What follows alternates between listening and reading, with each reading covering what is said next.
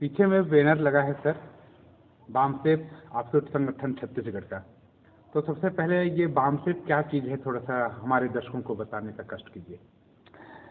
BAMCEF all India level का एक हमारे जो मूल निवासी बहुजन समाज है, SC ST OBC माइनॉरिटी, इनका एक राष्ट्रीय स्तर का बहुत बड़ा ऑर्गेनाइजेशन है और ये पूरे भारत के 32 राज्यों में काम कर रहा है और इसके राष्ट्रीय अध्यक्ष माननीय वामन मेश्राम साहब है। तो ये क्या काम करता है सर, एक बार थोड़ा सा उसको भी बताइए। ये हमारे जो जैसे हमारा आज़ादी का आंदोलन चला, हमारे मूल निवासी बहुजन समाज के मूल निवासी नायकों ने आंदोलन चलाया और आंदोलन चलाने के बदौलत डॉक्टर बाबा साहब ने बड़े लेवल पे आंदोलन को लेके गए और फिर उन्होंने संविधान लिखा, तो संविधान में हमको बहुत बड़ा अधिकार दिया।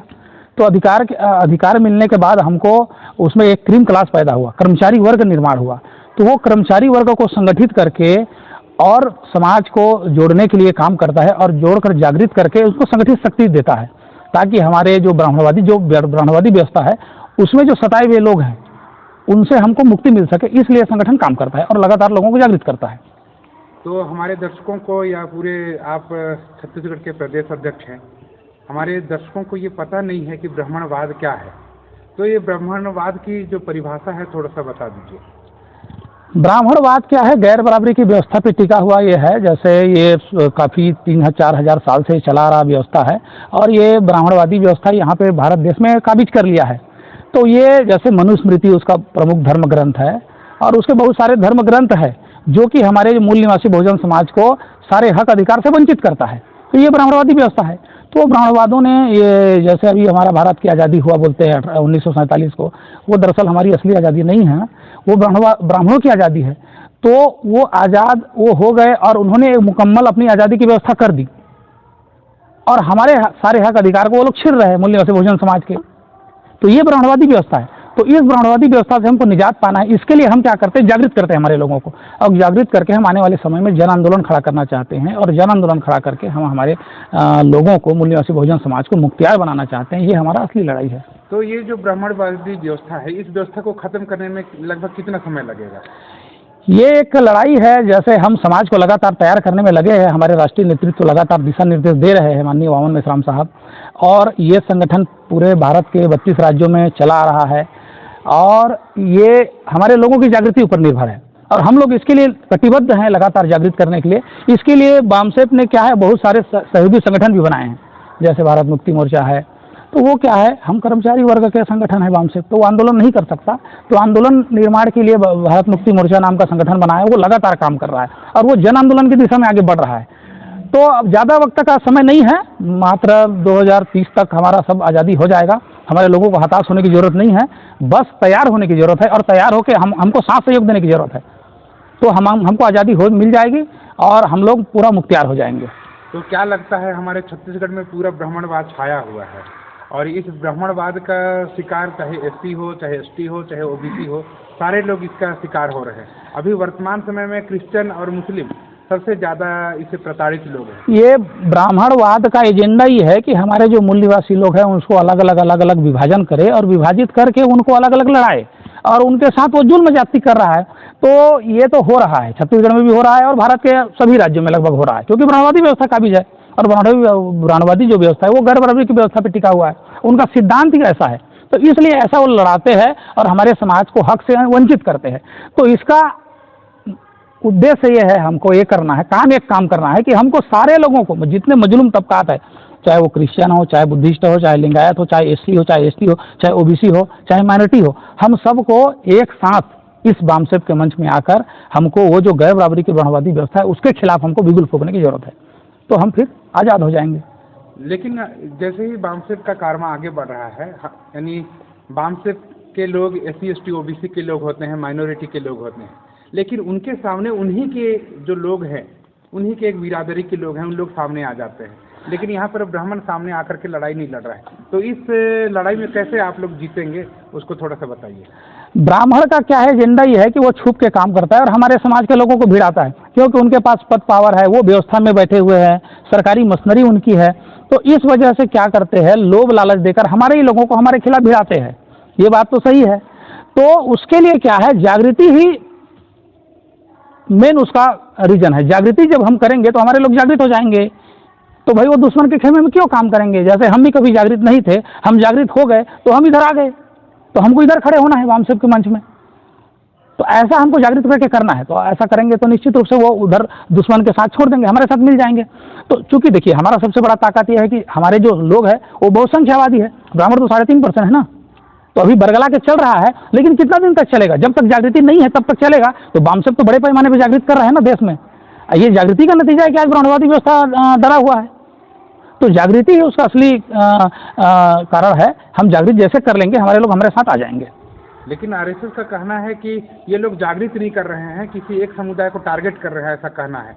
तो आप लोग इस विषय पर क्या कहना चाहेंगे? वो हमेशा बरगलाने का काम करता है। हम तो हमारा तो टारगेट ब्राह्मण है ही, क्योंकि वो गर्भ की व्यवस्था बनाया हुआ है ना। तो हम तो हमारे लोगों को संगठित करेंगे, तो हम हमारे लोगों के बीच में जाते हैं, उनको जागृत करते हैं, तो उनको बरगलाने का तो सवाल ही नहीं है। भाई हम हमारे भाई के पास जाएंगे तो हम हमारे लोगों को जागृत करेंगे, तभी वो ब्राह्मणवादी व्यवस्था से छुटकारा मिलेगा ना। जैसे आपने कहा सर, वामसेव बुद्धिजीवी कर्मचारी इंटेलेक्चुअल लोगों का संगठन है। आप छत्तीसगढ़ प्रदेश के प्रदेश अध्यक्ष हैं। हमारे पूरे छत्तीसगढ़ प्रदेश के कर्मचारी साथी हैं, बुद्धिजीवी हैं, इंटेलेक्चुअल लोग हैं, उनको आप इस वीडियो के माध्यम से क्या संदेश देना पसंद करेंगे? मैं कर्मचारियों को, पूरे छत्तीसगढ़ राज्य के कर्मचारियों को ये संदेश देना चाहूँगा कि भाई जैसे हमारे मूल निवासी महानायकों ने जो लड़ाई लड़ा, वो लड़ाई लड़ा, उसका परिणाम है कि हम आज इस नौकरी पेशे पे है, higher standard of living maintain कर रहे हैं, हमारा रहन सहन उच्च स्तर पे, हमारे पास गाड़ी बंगला कार सारा चीज़ है। तो हमारे महानायकों ने लड़ाई लड़ा, तब हम यहाँ पर पहुँचे हैं। तो आप लोग निश्चित रूप से समाज के लिए काम कीजिए, आइए साथ में जुड़िए, आपको कोई दिक्कत नहीं है, यहाँ कोई डरने की सवाल नहीं है। आज पूरे भारत में कर्मचारी वर्ग बड़े पैमाने पे काम कर रहा है, और वामसेव का जन्म ही इसी उद्देश्य के लेके हुआ है। तो उनको किसी प्रकार के डरने की जरूरत नहीं है, हमारे साथ जुड़ के काम करने की जरूरत है, और उनको हम ट्रेन प्रशिक्षित करेंगे, वो समाज के साथ जाकर उनको जागृत प्रशिक्षित कर सकते हैं। ऐसा उनके अंदर हम क्वालिटी डेवलप करेंगे, ये ठीक जिम्मेदारी वामसेव ने उठाया है। तो उनको लेकिन कर्मचारियों को कहना है ये तो हमारी मेहनत की वजह से हम लोगों को ये नौकरी पेशा मिला है। तो जब उनकी मेहनत से ये नौकरी पेशा मिला है, तो आप इस विषय पे क्या कहना चाहेंगे उनको? देखिए, पहले जो व्यवस्था था ब्राह्मणवादी व्यवस्था, पहले मनुस्मृति था, पहले वर्ण व्यवस्था में समाज विभाजित था। तो उनको तो देखो पहले ब्राह्मण, क्षत्रिय, वैसे शूद्र कौन है? जितनी अभी ओबीसी कास्ट की जाते हैं वो शूद्र में आते थे। और जो एससी और एसटी वो तो वर्ण से बाहर के लोग थे, उनको तो पढ़ने लिखने का अधिकार बिल्कुल था ही नहीं, वर्ण से बाहर के लोग थे। तो वो उस समय उनको पढ़ने लिखने का अधिकार था ही नहीं, तो कहाँ से पढ़ लिख लेंगे? जब संविधान लागू हुआ, तब संविधान लागू हुआ तो उनको पढ़ने लिखने का अधिकार लागू हुआ, आरक्षण की व्यवस्था की गई, तो वो फिर उनको फायदा होना शुरू हुआ। भाई जब तुम पढ़ ही नहीं पाओगे तो तुम कहाँ से डिग्री लेके आओगे? तो संविधान लागू होने के बाद ये सारा अधिकार हमको बहाल हुआ, और बहाल होने के परिणाम स्वरूप आज हमको मिला है। वो जो बोल रहे हैं ऐसे, वो भ्रम में बोल रहे हैं, वो ब्राह्मणवादी विचारधारा उनके अंदर डाल रहे हैं कि भाई तुम अपने मेहनत से किए हो, तो इस वजह से वो ऐसा बोल रहे हैं। वो अजागृत लोग हैं, वो जागृत लोग नहीं हैं। उनको पुरानी व्यवस्था को समझना चाहिए ना, तब उनको पता चलेगा। तो ऐसा उनका कहना कोई तथ्यात्मक नहीं है। सब संविधान लागू होने के बाद ये व्यवस्था हमको मिला है, तब हम जाके आज हायर स्टैंडर्ड लिविंग मेंटेन कर रहे हैं। बाबा साहब अम्बेडकर जब हमारे महापुरुषों का आंदोलन को संभालते हुए आंदोलन कर रहे थे, उस दरमियान में उन्होंने एक लफ्ज इस्तेमाल किया था कि मुझे पढ़े लिखे लोगों ने धोखा दिया। आज आप पढ़े लिखे हैं, बुद्धिजीवी हैं, वामसेव के प्रदेश अध्यक्ष हैं, अन्य हमारे जो पढ़े लिखे कर्मचारी साथी हैं, उन लोगों को इस संदर्भ में जो बाबा साहब का कथन है कि मुझे पढ़े लिखे लोगों ने धोखा दिया, इस संदर्भ में आप उन्हें क्या संदेश देना चाहेंगे? बात सही है, उस समय लोगों ने ऐसा कहा था, और अभी भी लोग जो जागृत होते हैं तो क्या है, नौकरी मिल जाने के बाद वो अपने घर परिवार में, क्योंकि उनके पास समस्या जो था वो खत्म हो जाता है, तो उनको लगता है कि भाई हमारे पास तो कोई समस्या नहीं, हम क्यों जाके समाज में टेंशन का मोल लें। ऐसा उनके अंदर की विचारधारा पैदा हो जाता है। उनके अंदर बढ़िया सा लाइफ स्टाइल मेंटेन कर रहे हैं, अच्छा घर है, अच्छी बीवी मिली हुई है, टीवी बीवी, ऐसा वो लोग व्यस्त हो जाते हैं। तो वो उनको लगता है कि हम तो हमारी समस्या से निजात पा लिए हैं, तो क्यों हम समाज का काम करें, ऐसा लगता है, और वो फिर समाज से कर जाते हैं। तो ऐसा उनको नहीं करना चाहिए, और ये उनको सिद्ध नहीं करना चाहिए। जिस समय बाबा साहब ने ऐसा कहा कि मुझे पढ़े लिखे लोगों ने धोखा दिया, तो ऐसा आज उनको सिद्ध नहीं करना चाहिए, उस बात को दोहराना नहीं चाहिए। उनको हमारे साथ मिल के काम करके उनको समाज का काम करना चाहिए, ताकि समाज उनको प्रेरणा लेकर हमारा जो ये ब्राह्मणवादी व्यवस्था है, ब्राह्मणवादी व्यवस्था से हमको मुक्ति दिला सके, इसके लिए उनको काम करना चाहिए। बाबा साहब अम्बेडकर ने कहा कि मेरे नामों की जय जयकार करने के बजाय मेरे अधूरे कामों को पूरा करने के लिए आप अपनी जान की बाजी लगा देना। तो प्रदेश अध्यक्ष महोदय, हमारे जो कर्मचारी लोग हैं, इंटेलेक्चुअल लोग हैं हमारे पूरे छत्तीसगढ़ प्रदेश के, हमारे महापुरुषों के जो अधूरे कामों को पूरा करने के लिए क्या बुद्धिजीवी साथी लोग अपनी जान की बाजी लगा देंगे? इस हद तक क्या वो प्रयास कर रहे हैं, या फिर ये जो कथन है कहाँ तक आज के समय में चरितार्थ हो पा रहा है? और देखिए, जय जयकार करने से कुछ नहीं होता। बाबा साहब अम्बेडकर ने जब आंदोलन चलाया था, वो अपने आंदोलन के दौरान किसी महापुरुषों का जय जयकार नहीं किया ना, उनकी जयंती नहीं मनाया। उन्होंने क्या है, देश भर के सारे आंदोलन का स्टडी किया, जैसे ज्योतिबा फुले के आंदोलन का स्टडी किया, बिरसा मुंडा के आंदोलन का स्टडी किया, जैसे हमारे छत्तीसगढ़ में गुरु घासीदास बाबा है, उनके आंदोलन का स्टडी किया। और सारे आंदोलन का स्टडी करने के बाद उन्होंने पाया कि इनका जो आंदोलन है वो अलग अलग क्षेत्रीय स्तर में था, आपस में कम्युनिकेशन कोऑर्डिनेशन नहीं था। तो उन्होंने सारे आंदोलन की स्टडी करके राष्ट्रव्यापी आंदोलन चलाया, और राष्ट्रव्यापी आंदोलन के चलाने के बदौलत हमको एक हक अधिकार मिला है। तो भाई, जय जयकार करने से क्या होने वाला है? आज हमारे लोग क्या है, जय जयकार करते हैं, बाबा साहब की जयंतियाँ मनाते हैं, मूल निवासी और महापुरुष है उनकी जयंतियाँ मनाते हैं, विशेष करते हैं उनको। तो विशेष करने से कुछ नहीं होता, उनको उनके आंदोलन को चलाना चाहिए। तो बामसेप उनके आंदोलन को चला रहा है और उसके लिए पूरी तरह से कटिबद्ध है। ज़्यादातर कर्मचारी साथी हम लोग देखते हैं सर, हमारे महापुरुषों की जयंती मनाने में बड़ी मतलब धुआंधार कार्यक्रम आयोजन करते हैं और जिंदाबाद जिंदाबाद अमर रहे करते हैं। उनको क्या है, कर्मचारी लोगों को वो आसान काम लगता है, काम चोरी जैसा काम लगता है। भाई, साल भर में एक दिन जयंती आता है, हम मना देते हैं, और हमारा उनको लगता है कि हम ये महान काम कर रहे हैं, तो उसकी तीसरी कर देते हैं कि भाई हमने ये काम करके टाल दिया। तो वो टालने जैसा काम है। साल भर में एक दिन जयंती मनाने से कोई महापुरुषों का आंदोलन आगे नहीं बढ़ता।